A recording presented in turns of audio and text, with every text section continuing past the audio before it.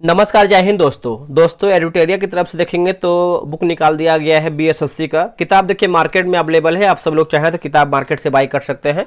आप यहाँ पे देखेंगे तो आपका देखिए प्रखंड सांख्यिकी पदाधिकारी कर्मचारी चयन आयोग द्वारा दोस्तों ये आपका जो है आयोजित हुआ है, और प्रखंड सांख्यिकी पदाधिकारी एवं सहायक प्रशाखा पदाधिकारी, ठीक है। तो ये आपका प्रारंभिक परीक्षा का बुक निकाला गया है 2025 एडिशन का। इसमें देखेंगे तो आपका वॉल्यूम 1 आपका ये बुक है। इसमें जो है आपका 15 मॉडल सेट दिया गया है, जिसमें से हमने जो है सेट नंबर 1 अपलोड कर दिया है।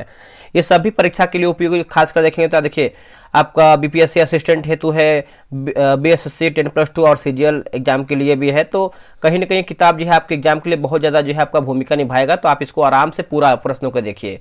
आज हम देखने वाले हैं बिहार एसएससी सेट नंबर 2 देखेंगे, और सेट नंबर 1 आपका अपलोड है। आप चाहें तो प्लेलिस्ट चेक कर सकते हैं, आपको वीडियो मिल जाएगा। तो चलिए वीडियो को शुरू करते हैं।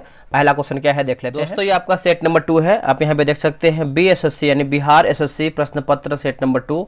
और इसके पहले का देखिए हमने जो है सेट नंबर 1 अपलोड कर दिया है, आप उसको चाहें तो जाकर के देख सकते हैं। और इसका जो है प्रॉपर प्लेलिस्ट बना दिया गया है, वहाँ पर जाकर के आप वीडियो जो है सारा देख सकते हैं। चलिए वीडियो को शुरू करते हैं। पहला हमारा प्रश्न क्या है देखेंगे, और इसके पहले का आप क्वेश्चन जो है रिवीजन कर लीजिएगा। देखिए पहला हमारा प्रश्न है कि 25वें फीफा विश्व कप 2034 की मेजबानी किस देश को सौंपी गई है।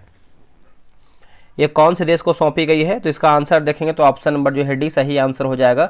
सऊदी अरब जो है सही उत्तर हो जाएगा, सऊदी अरब। बात करेंगे 23वां पुरुष फीफा विश्व कप 2026 का। देखिए 2026 की बात कर लेते हैं। जो इसका आयोजन है कनाडा, मेक्सिको तथा अमेरिका में किया जाएगा। और 24वां जो पुरुष फीफा विश्व कप 2030 की बात करते हैं, तो ये आपका कहाँ पर होगा, स्पेन में, यानी स्पेन, पुर्तगाल व मोरक्को में किया जाएगा। नेक्स्ट प्रश्न है जनवरी 2025 में ऑस्ट्रेलिया ओपन एकल का खिताब किसने जीता है। देखिए ऑस्ट्रेलिया ओपन का जो खिताब है किसने जीता है, इसका उत्तर हो जाएगा जैनिक सिनर, जो है सही उत्तर हो जाएगा जैनिक सिनर। दूसरे का जो है ऑप्शन नंबर डी हो जाएगा जैनिक सिनर। आगे बढ़ेंगे, अगला है कि 76वें गणतंत्र दिवस 2025 का थीम क्या है। देखिए 76वां जो आपका गणतंत्र दिवस हुआ था उसका थीम पूछ रहा है, तो थीम देखेंगे तो स्वर्णिम भारत, विरासत और विकास। ऑप्शन नंबर जो है तीसरे का ए सही उत्तर हो जाएगा। और 26 जनवरी को मनाया गया है, आप अच्छे से याद रखिएगा। और इस गणतंत्र दिवस के अवसर पर इंडोनेशिया के राष्ट्रपति प्रबोवो सुबियांतो जो है मुख्य अतिथि के तौर पर आए थे। नेक्स्ट क्वेश्चन है क्वेश्चन नंबर 4। देखिए बिहार सरकार ने बजट 2025-26 में राज्य के राजकोषीय घाटा सकल राज्य घरेलू उत्पाद यानी जीएसडीपी का कितना प्रतिशत है। जीएसडीपी का जो है कितना परसेंट है, तो ये आपका 2.98% हो जाएगा। ऑप्शन नंबर जो है 4th का सी सही आंसर हो जाएगा। जनवरी 2025 में पूर्वी भारत की पहली खगोलीय वेधशाला का उद्घाटन कहाँ किया गया है। देखिए इसका आप उद्घाटन देखेंगे तो ये आपका पश्चिम बंगाल में किया गया है। आंसर जो है आपका 5वें का सी उत्तर हो जाएगा, पश्चिम बंगाल में किया गया है। अगला प्रश्न है प्रधानमंत्री नरेंद्र मोदी को किस देश ने अपने सर्वोच्च नागरिक सम्मान द ऑर्डर ऑफ मुबारक अल कबीर से दिसंबर 2025 में जो है सम्मानित किया गया है।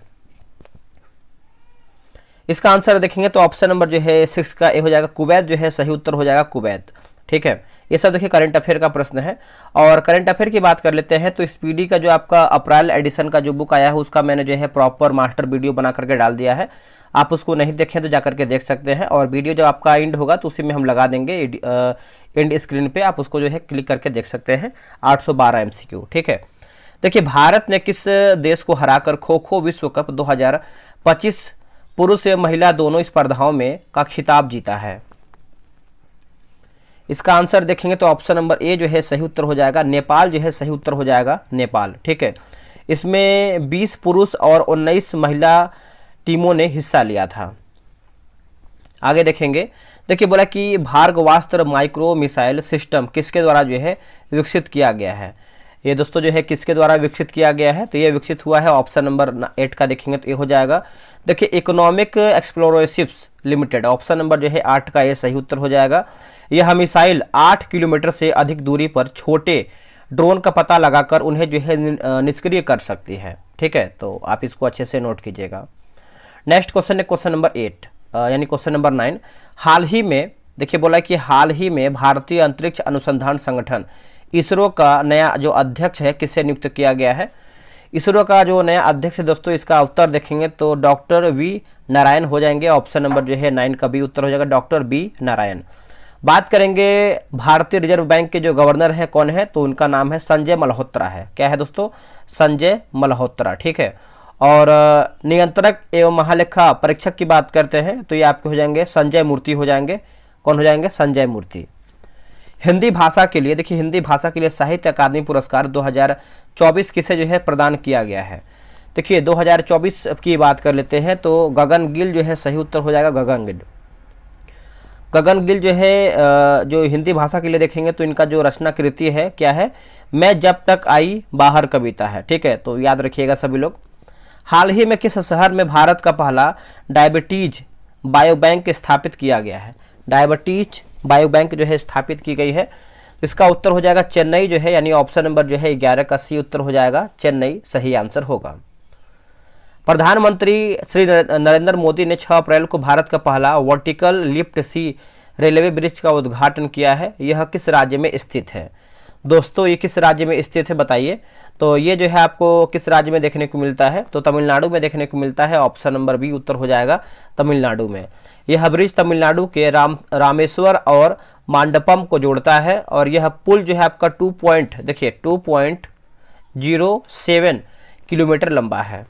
18वीं वन रिपोर्ट 2023 के अनुसार वन एवं वृक्ष आवरण में अधिकतम वृद्धि दर्शाने वाली शीर्ष राज्य कौन सा है। देखिए शीर्ष राज्य देखेंगे तो ये आपको हो जाएगा छत्तीसगढ़ हो जाएगा। ऑप्शन नंबर जो है सी उत्तर हो जाएगा, छत्तीसगढ़।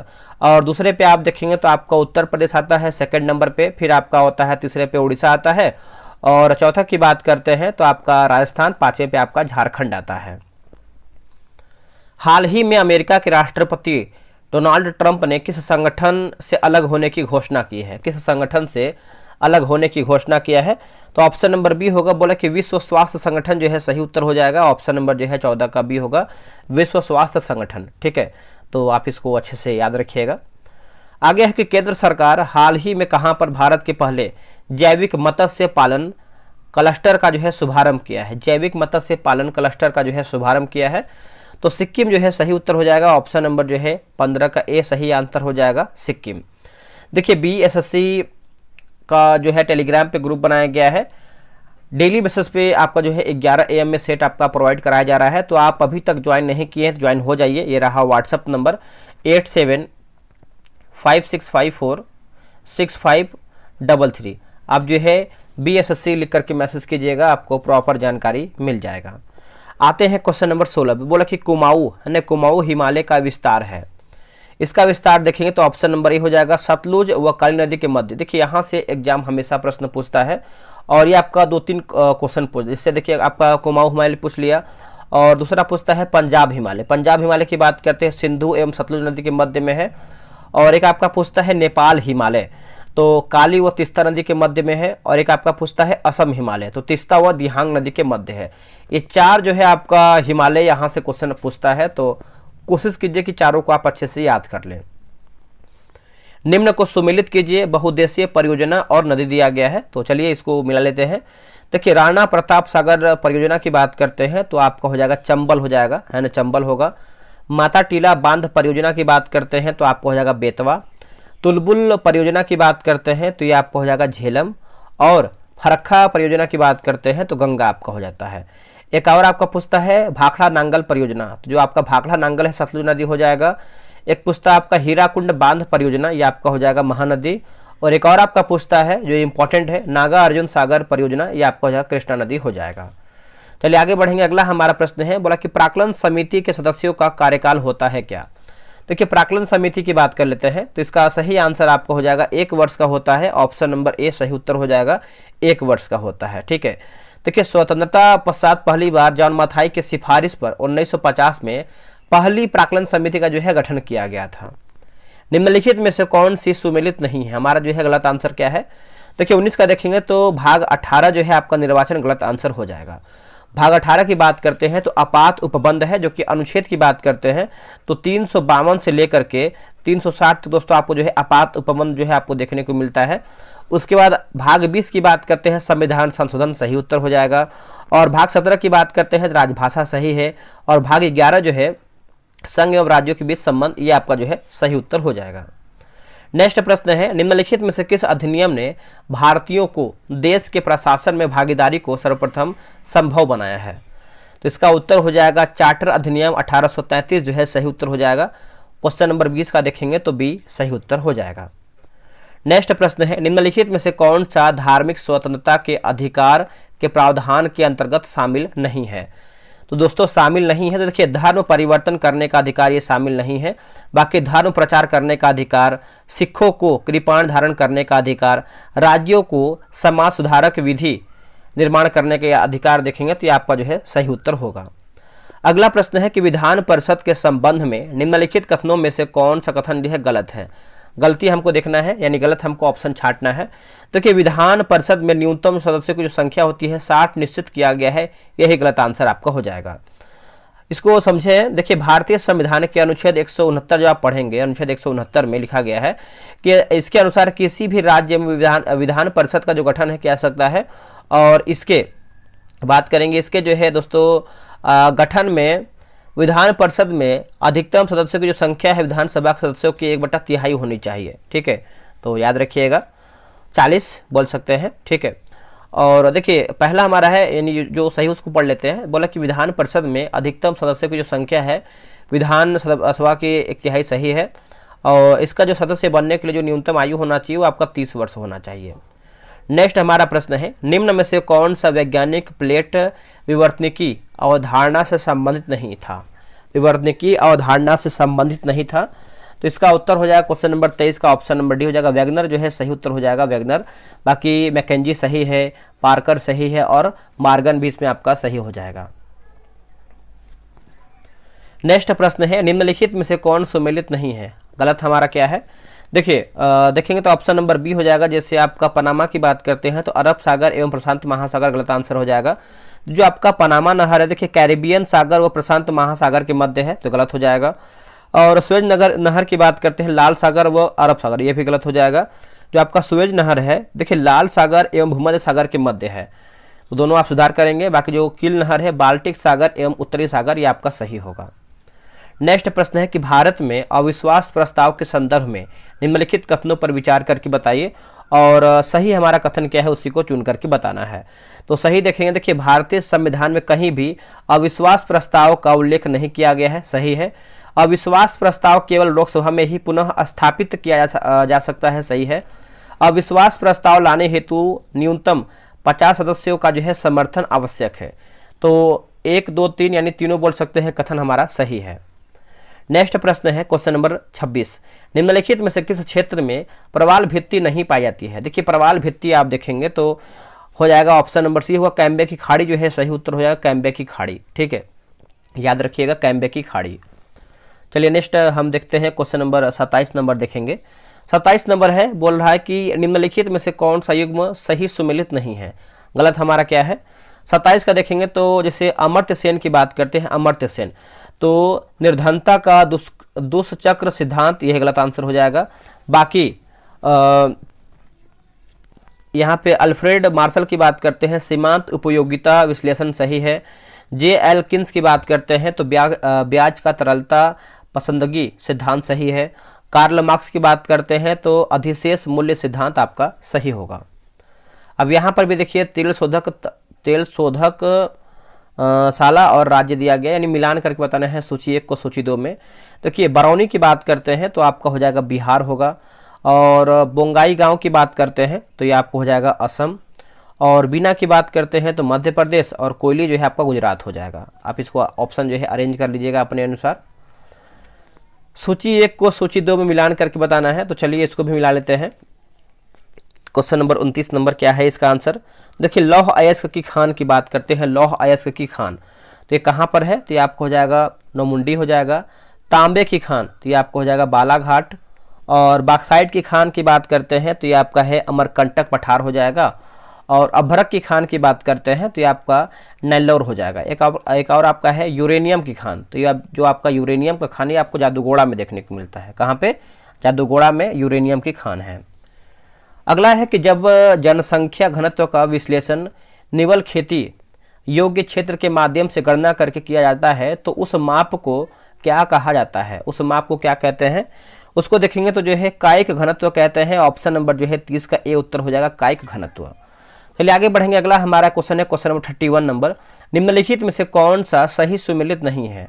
हमारा जो है गलत आंसर क्या है, देखिए वायनाड वन्यजीव अभयारण्य की बात करते हैं तमिलनाडु, यही देखिए गलत आंसर हो जाएगा। जो आपका वायनाड है दोस्तों तमिलनाडु नहीं होगा, ये आपका केरल हो जाएगा। क्या होगा दोस्तों, केरल हो जाएगा। बाकी नागरहोल राष्ट्रीय उद्यान की बात करते हैं कर्नाटक सही है। सत्यमंगलम बाघ आरक्षित क्षेत्र की बात करते हैं तो तमिलनाडु सही है। और पापीकोंड राष्ट्रीय उद्यान ये आपको आंध्र प्रदेश में देखने को मिलता है, यानी हमारा गलत जो है ऑप्शन नंबर बी गलत है। बोला कि फिलिप्स है ना, फिलिप्स वक्र निम्नलिखित में से किसके मध्य जो है संबंध को दर्शाता है। तो इसका आंसर क्या होगा, इसका आंसर देखेंगे तो हो जाएगा ऑप्शन नंबर बी होगा। देखिए मुद्रास्फीति और बेरोजगारी होगा। क्या होगा आंसर, मुद्रास्फीति और बेरोजगारी। ऑप्शन नंबर 32 का देखेंगे तो बी राइट आंसर होगा। नेक्स्ट क्वेश्चन है कि निम्न संगठनों है ना, निम्न संगठनों में से किस संगठन का मुख्यालय या फिर सचिवालय वियना ऑस्ट्रिया में स्थित है। वियना ऑस्ट्रिया में स्थित है। तो ये आपको हो जाएगा इनमें से सभी, जिसमें से हो जाएगा IAEA, यूनिडो और UNODC हो जाएगा। ठीक है, तो आंसर देखेंगे 33 का तो डी आपका सही उत्तर होगा। अगला है कि Indian institute of tropical metrology कहाँ पर स्थित है। तो ये आपको जो है पुणे में देखने को मिलता है। ऑप्शन नंबर बी राइट हो जाएगा, पुणे में। एक आपका प्रश्न पूछता है कि यह भारत में किस मतलब भारत में स्थित एक वैज्ञानिक संस्थान है और इसका जो स्थापना है 17 नवंबर 1962 में हुआ है। कब हुआ है, 17 नवंबर 1962 में किया गया है। जनगणना 2011 के अनुसार देश में दोस्तों, जनगणना 2011 के अनुसार देश में पुरुष साक्षरता दर कितना है। देखिए पुरुष साक्षरता दर आप देखेंगे तो ये कितना हो जाएगा, तो आपका 80.9% हो जाएगा। ऑप्शन नंबर जो है बी उत्तर हो जाएगा। और देश की कुल साक्षरता दर की बात करते हैं तो आपका जो है 73% आपको जो है देखने को मिलता है। और पुरुषों की कुल साक्षरता दर की बात करते हैं तो 80.9 मैंने आपको यहाँ बता ही दिया है। और महिलाओं की बात करते हैं तो देखिए महिलाओं का आपका हो जाएगा 64.6% आपका हो जाएगा महिलाओं का। आगे बढ़ेंगे। अगला है कि स्टार्टअप है ना, स्टैंड अप माफ कीजिएगा, स्टैंड अप इंडिया पहल का प्राथमिक उद्देश्य क्या है। स्टैंड अप इंडिया, तो इसका आंसर आपका हो जाएगा ऑप्शन नंबर बी होगा। अनुसूचित जाति और अनुसूचित जनजाति महिला उद्यमियों के लिए बैंक ऋण की सुविधा प्रदान करना। ऑप्शन नंबर जो है 36 का बी सही आंसर हो जाएगा। आगे हमारा प्रश्न है, अगला है कि राष्ट्रीय स्वच्छ वायु कार्यक्रम कब जो है प्रारंभ किया गया है। दोस्तों कब प्रारंभ किया गया है, तो ये प्रारंभ किया गया है 2019 में प्रारंभ किया गया है। ऑप्शन नंबर बी उत्तर हो जाएगा 2019 में। याद रखिएगा सब लोग, इसको भूलिएगा नहीं। निम्नलिखित को सुमेलित करके बताइए, निम्नलिखित को सुमेलित करके बताइए। तो देखिए प्रोजेक्ट एलिफेंट की बात करते हैं तो आपको हो जाएगा 1992 होगा। प्रोजेक्ट टाइगर की बात करते हैं तो 1973 हो जाएगा। प्रोजेक्ट क्रोकोडाइल की बात करते हैं, प्रोजेक्ट क्रोकोडाइल तो ये आपको 1975 हो जाएगा। और इंडियन राइनो विजन 2020 की बात करते हैं तो 2005 होगा। ऑप्शन नंबर जो है आपका सी जो है सही हो जाएगा, 4213 होगा, 4213। अगला कि सहरिया तथा गरासिया जनजाति किस राज्य या फिर केंद्र शासित प्रदेश में पाई जाती है। यह आपको जो है देखने को मिलता है राजस्थान में। ऑप्शन नंबर सी उत्तर हो जाएगा राजस्थान में। देखिए बात करेंगे रियांग, ये आपको कहाँ पर देखने को मिलता है रियांग, तो त्रिपुरा में देखने को मिलता है, त्रिपुरा। और एमपी की बात करते हैं तो एमपी में देखिए आपको हो जाएगा लंबाडी और मुर्गिया जो है आपको कहाँ पर है तो एमपी में है। शून्य अंश अक्षांश तथा शून्य अंश देशांतर अवस्थित है। तो ये आपका है अटलांटिक महासागर में है। कहाँ पे है दोस्तों, अटलांटिक महासागर में है। ऑप्शन नंबर ए उत्तर हो जाएगा अटलांटिक महासागर में। नेक्स्ट प्रश्न है क्वेश्चन नंबर 41 नंबर, बोला कि लिखा गया है मतलब पाई रेलियोमीटर जिसका अनुप्रयोग और विकिरण मापने में किया जाता है, यह किस नियम पर आधारित है। यह कौन से नियम पर आधारित है, तो ये आपको हो जाएगा केवल यानी स्टीफन का नियम हो जाएगा। ऑप्शन नंबर ए हो जाएगा स्टीफन का नियम। देखिए बात करेंगे यह स्टीफन के नियम के आधार पर कार्य करता है, आप इसको याद रखिएगा। निम्नलिखित कथनों में से कौन सा कथन सही है, सही हमको बताना है। सही कथन हमारा क्या है, तो देखिए ध्वनि की चाल पर दाब का कोई प्रभाव नहीं पड़ता है। तो ऑप्शन नंबर जो है 42 का देखेंगे तो ए राइट आंसर हो जाएगा। इसको आप अच्छे से याद रखिएगा।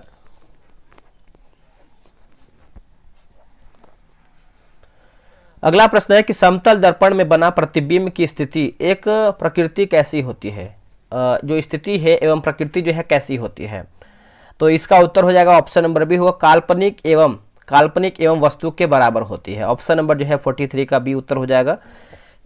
देखिए दर्पण यानी समतल दर्पण में किसी वस्तु का प्रतिबिंब दर्पण के पीछे उतना ही दूरी पर बनता है जितना दूरी पर वस्तु दर्पण सामने रखा होता है। चंद्रमा की सतह पर पलायन वेग का मान लगभग कितना है। देखिए पलायन वेग का जो मान होता है चंद्रमा की सतह पर, तो इसका आंसर क्या होगा 44 का। इसका सही आंसर देखेंगे तो 2.4 किलोमीटर प्रति सेकंड हो जाएगा। आंसर देखेंगे तो 44 का जो है डी सही आंसर हो जाएगा।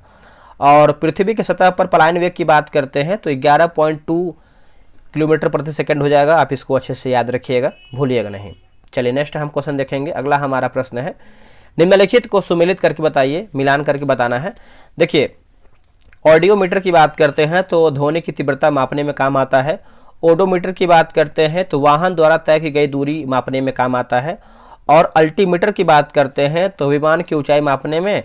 और ऑक्जेनोमीटर की बात करते हैं पौधों की वृद्धि मापने में। तो आंसर देखेंगे 45 का, तो बी जो है सही उत्तर हो जाएगा। यदि लकड़ी लोहे व मोम के समान आकार के टुकड़े को समान ऊंचाई से पृथ्वी पर गिराया जाए तो वायु अनुपस्थित हो तो उनके पृथ्वी पर पहुंचने का क्रम क्या होगा। तो इसका आंसर देखेंगे तो ऑप्शन नंबर सी होगा, तीनों एक साथ पहुंचेंगे। ऑप्शन नंबर जो है 46 का सी सही उत्तर होगा। अगर वायु की उपस्थिति हो तब भारी पिंड पहले पहुंचेगा, अर्थात पहले लोहा का टुकड़ा जो है पृथ्वी पर पहुंचेगा। चलिए नेक्स्ट हमारा प्रश्न क्या है, जब एक ध्वनि तरंग एक माध्यम से दूसरे माध्यम में जाती है तो निम्नलिखित में से कौन सी राशि जो है अपरिवर्तित रहती है। तो इसका उत्तर हो जाएगा आवृत्ति जो है सही उत्तर हो जाएगा आवृत्ति, है ना। 47 का देखेंगे तो ऑप्शन नंबर डी होगा आवृत्ति। और ध्वनि तरंगें यांत्रिक अनुदैर्ध्य तरंग होती हैं और इन्हें जो है संचरण के लिए माध्यम की आवश्यकता होती है। निम्नलिखित में से कौन सा यंत्र जो है प्रत्यावर्ती वोल्टेज को घटाने या बढ़ाने का कार्य करती है। तो इसका सही आंसर 48 का देखेंगे तो ट्रांसफार्मर जो है सही उत्तर हो जाएगा ट्रांसफार्मर, है ना। 48 का ऑप्शन नंबर बी होगा ट्रांसफार्मर। चलिए आगे हैं अगले प्रश्न पे। अगला हमारा प्रश्न है कि शैवाल और कवक के मिलने में, फिर से पढ़ेंगे, शैवाल और कवक के मिलने से लाइकेन बनता है जिसे कहते हैं क्या, क्या कहते हैं। इसको दोस्तों देखेंगे तो म्यूचुअलिज्म कहते हैं। ऑप्शन नंबर जो है आपका बी उत्तर हो जाएगा। सहजीविता में शैवाल तथा कवक दोनों जो है लाभान्वित होते हैं। अगला है कि यकृत एवं मांसपेशियों में ऊर्जा किस रूप में जमा होती है। तो ये जमा होती है ग्लाइकोजन के रूप में। ऑप्शन नंबर देखेंगे 50 का जो है ऑप्शन नंबर डी होगा ग्लाइकोजन के रूप में। 50 क्वेश्चन में से कमेंट कीजिए कि आप लोग कितना प्रश्न सही किए हैं। वैसे पूरा प्रश्न आप देखेंगे तो आपको क्लियर हो जाएगा कि आप लोग कितना प्रश्न बना पाए हैं। देखिए बोला कि मम्प्स यानी गलसुआ बीमारी किसके द्वारा होता है। ये जो गलसुआ का बीमारी है इसका आंसर देखेंगे 51 का, तो ऑप्शन नंबर बी हो जाएगा वायरस की वजह से होता है। ऑप्शन नंबर बी हो जाएगा वायरस। देखिए बात करेंगे इसमें जो है आपका पैरोडी है ना, पैरोटीड ग्रंथि में सूजन यानी जलन व दर्द होने लगता है, ठीक है, याद रखिएगा गलसुआ रोग में। निम्नलिखित में से कौन सा कारण मानव रक्त की श्यानता के लिए जो है जिम्मेदार है। इसका उत्तर हो जाएगा रक्त में प्रोटीन। क्या होगा आंसर, रक्त में प्रोटीन। ऑप्शन नंबर बी उत्तर हो जाएगा। देखिए बात करेंगे दोस्तों हम कि जैसे रुधिर एक तरल संयोजी ऊतक है और इसके दो अवयव होते हैं, एक आपका होता है प्लाज्मा, एक आपका होता है रक्त कोशिकाएं होता है। चलिए नेक्स्ट हमारा प्रश्न है क्वेश्चन नंबर 53 नंबर, निम्नलिखित में से कौन सा युग्म जो है सही सुमेलित नहीं है। हमारा जो है गलत आंसर क्या है। ऑप्शन नंबर देखेंगे तो बी हो जाएगा विटामिन B1 जो है आपका संतरा, गलत आंसर हो जाएगा। विटामिन B1 की बात कर लेते हैं तो आपका संतरा नहीं होगा, ठीक है। विटामिन ए का देखिए रासायनिक नाम क्या होता है, तो रेटिनॉल होता है। और इसमें देखेंगे तो आपका जो है दूध, मक्खन, पालक, गाजर, मछली का तेल, हरी सब्जियां, ठीक है। और क्या दिया गया है, विटामिन सी की बात करते हैं तो इसका देखेंगे तो स्कार्बिक एसिड होता है। और विटामिन के की बात करते हैं तो टोकोफेरॉल होता है। विटामिन B1 का रासायनिक नाम क्या होता है? थायमिन होता है। इसमें देखेंगे तो आपका जो है अनाज और फूल फल, मतलब फूल दूध ईस्ट, ये सब जो है देखने को मिलता है। जंतु कोशिका में गति किसके द्वारा होती है? जंतु कोशिका में गति की बात करते हैं तो 54 का जो है सही हो जाएगा आपका सिलिया, जो है सही उत्तर हो जाएगा सिलिया। ऑप्शन नंबर डी हो जाएगा सिलिया। सिलिया एक कोशिकांग है जो जंतु कोशिका को गति प्रदान करता है। यह पादप कोशिका में नहीं पाया जाता है, जिसके कारण जो है पादप नहीं, यानी जो पादप गति है वो आपका नहीं कर पाते हैं। चलिए नेक्स्ट हम क्वेश्चन देख लेते हैं। अगला हमारा प्रश्न है क्वेश्चन नंबर 55 नंबर देखेंगे। बोला कि नीचे दिए कथन, मतलब बोला कि नीचे दो कथन दिए गए हैं जिनमें से ए अभिकरण और आर कारण है। अभिकरण बोला है कि एक ही दंपत्ति के संतानें आनुवांशिक स्तर पर जो है असमान होती हैं, और कारण आर की बात करते हैं समसूत्री विभाजन में अलग अलग आनुवांशिक लक्षण के अंडाणु एवं शुक्राणु का जो है निर्माण होता है। तो इसका आंसर देखें क्वेश्चन नंबर 55 का, तो ऑप्शन नंबर जो है आपका सी सही उत्तर हो जाएगा। सी में आपका है कि अभी कथन ए सत्य है लेकिन कारण जो है आर असत्य है। ऑप्शन नंबर जो है आपका 55 का सी सही उत्तर होगा। चमगादड़ किस कारण से जो है किस कारण से पक्षियों से भिन्न होती है? तो इसका आंसर क्या होगा क्वेश्चन नंबर 56 का, बताइए। देखिए 56 का सही उत्तर देखेंगे तो राइट आंसर हो जाएगा ऑप्शन नंबर बी हो जाएगा, डायफ्राम की उपस्थिति के कारण। ऑप्शन नंबर बी होगा डायफ्राम की उपस्थिति के कारण। निम्नलिखित में से कौन सा पादप हार्मोन गैसीय अवस्था में होता है? देखिए गैसीय अवस्था में दोस्तों होता है, तो इसका आंसर हो जाएगा एथिलीन, जो है सही उत्तर हो जाएगा एथिलीन, है ना। 57 का देखेंगे तो ऑप्शन नंबर डी होगा एथिलीन। एथिलीन एक गैसीय पादप हार्मोन है। कौन सा है? गैसीय पादप हार्मोन है। अगला प्रश्न है, निम्नलिखित में से किस आंदोलन को उलगुलान विद्रोह के नाम से भी दोस्तों जो आपका जाना जाता है ना, उलगुलान विद्रोह? तो इसका उत्तर हो जाएगा बिरसा मुंडा आंदोलन हो जाएगा, बिरसा मुंडा आंदोलन, है ना। ऑप्शन नंबर ए हो जाएगा बिरसा मुंडा आंदोलन। अगला कि बॉम्बे प्रेसिडेंसी एसोसिएशन का गठन कब किया गया था? बॉम्बे प्रेसिडेंसी एसोसिएशन का जो गठन है ये कब किया गया है? तो दोस्तों ये किया गया आपका 1885 में किया गया है। आंसर देखेंगे तो ये हो जाएगा 1885 में किया गया है। और बदरुद्दीन तैयब जी, फिरोज शाह मेहता एवं के.टी. तेलंग इसके जो है संस्थापक सदस्य थे। ये आप अच्छे से याद रखिएगा। अगला के डिसऑर्डर इंक्वायरी कमेटी का गठन किस घटना के बाद जो है किया गया था? इसका उत्तर हो जाएगा जलियांवाला बाग हत्याकांड। ऑप्शन नंबर देखेंगे 60 का भी हो जाएगा। और ये आपका जो है 13 अप्रैल 1919 में दोस्तों किया गया था। ये भी आप अच्छे से याद रखिएगा। इसमें करीबन जो है 1000 लोग जो है मारे गए थे। अगला है कि नेहरू रिपोर्ट की मुख्य अनुशंसाएं कौन कौन सी हैं? नेहरू रिपोर्ट की अनुशंसाएं, तो ये आपको हो जाएगा जैसे भारत को पूर्ण औपनिवेशिक स्वराज्य का दर्जा, संयुक्त निर्वाचन पद्धति की व्यवस्था, भाषाई आधार पर प्रांतों का गठन और उपयुक्त सभी, है ना। आंसर देखेंगे तो ऑप्शन नंबर डी होगा, उपयुक्त सभी हमारा सही होगा। गांधी इरविन समझौता कराने में प्रमुख भूमिका किस नेता या फिर नेताओं की रही है? इसका आंसर देखेंगे तो ऑप्शन नंबर देखिए तेज बहादुर सप्रू और M.R. जयकर। तो ऑप्शन नंबर देखेंगे तो 62 का जो है डी सही होगा। अगला है कि अंतरिम सरकार में विदेशी मामलों का प्रभार किसने जो है संभाला था? तो इसका उत्तर हो जाएगा जवाहरलाल नेहरू हो जाएंगे। आंसर आपका ए हो जाएगा जवाहरलाल नेहरू।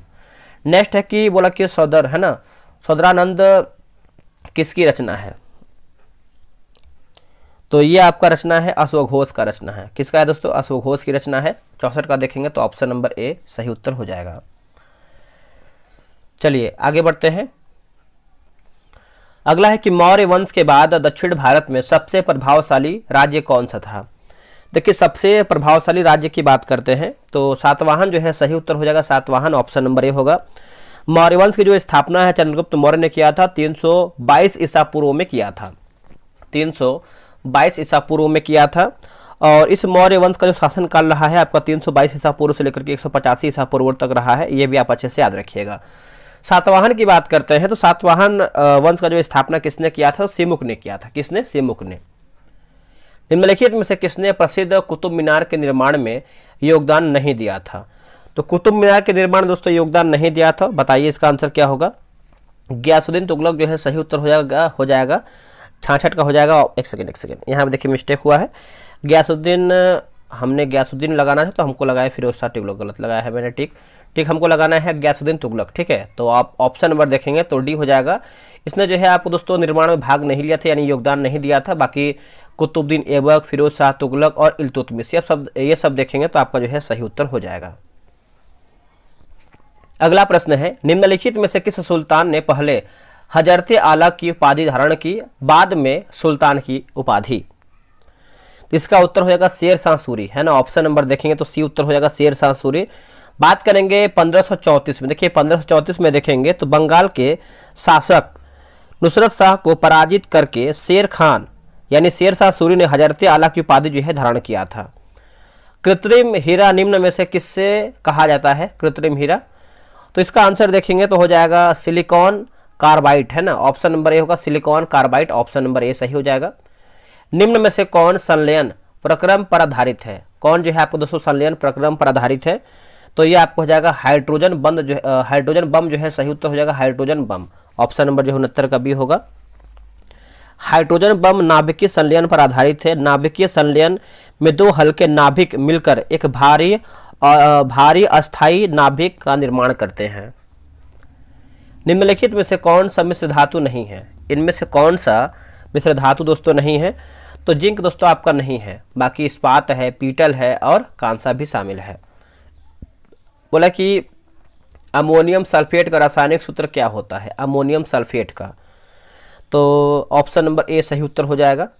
CO2 में कार्बन की संकरण अवस्था क्या होती है? जो आपका संकरण अवस्था है ये आपका sp होता है, 72 का हो जाएगा, ऑप्शन नंबर ए sp होता है। जब पानी जम जाता है तो उसके घनत्व का क्या प्रभाव पड़ता है? उसके घनत्व पे दोस्तों क्या प्रभाव पड़ता है? तो कम हो जाता है। क्या होगा आंसर? कम हो जाता है, ऑप्शन नंबर जो है 73 का सी होगा। फिटकरी, है ना, फिटकरी गंदे पानी को किस प्रक्रिया द्वारा जो है स्वच्छ करती है? स्कंदन हो जाएगा दोस्तों, ऑप्शन नंबर जो है आपका 74 का ए हो जाएगा स्कंदन। प्राकृतिक गैस का मुख्य अवयव क्या है? प्राकृतिक गैस का मुख्य अवयव क्या है? तो ये आपका मीथेन हो जाएगा, है ना। 75 का देखेंगे तो ऑप्शन नंबर ए हो जाएगा मीथेन। दोस्तों 75 क्वेश्चन देखिए हमारा जो है समाप्त हो गया है। आप लोग कितना प्रश्न सही किए हैं कमेंट कीजिए। इसके बाद देखिए मैथ्स रीजनिंग है पूरा, बनाइए इसको आप ग्रुप ज्वाइन करके, ठीक है। तो चलिए हम देखते हैं अगला वीडियो, नेक्स्ट वीडियो आपको बहुत जल्द आने वाला है।